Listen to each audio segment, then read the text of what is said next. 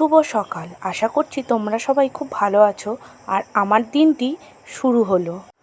সকালে আমি ব্রেকফাস্ট করে নিলাম, তারপর আমি রেডি হয়ে বেরিয়ে পড়লাম। আমি এই গরমে রোদ্রুর মধ্যে বেরিয়ে গেছি। আমি কোথায় যাচ্ছি? আমি যাচ্ছি পোস্ট অফিসে।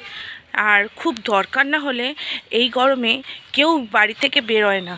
তো এই কয়েকদিন রৌদ্র কমবে বলে আমি আমার কাজগুলোকে ফেলে রেখেছিলাম।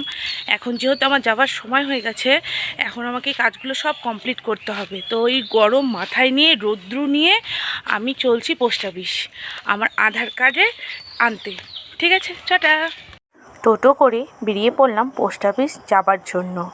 আর বাইরে তো খুব রোদ, আর বাইরে রোদ বলে লাটাগুড়ি বাজারটা কিন্তু ফাঁকাই ছিল। চলে এলাম পোস্ট অফিসে আধার কার্ড নেওয়ার জন্য। আমার আধার কার্ডটা আমি পেয়ে গিয়েছি।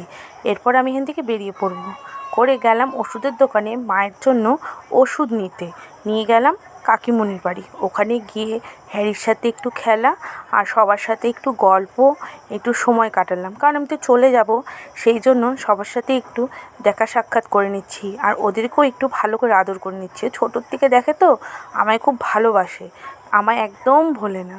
তারপর আমি চলে এলাম বাড়ির পথে। খুব রোদ, তো এরপরে আমি আর ভিডিওটি কিন্তু বাড়াইনি। এটা হলো আমার নিজের বাড়ি, যেখানে আমি ভীষণ শান্তি পাই।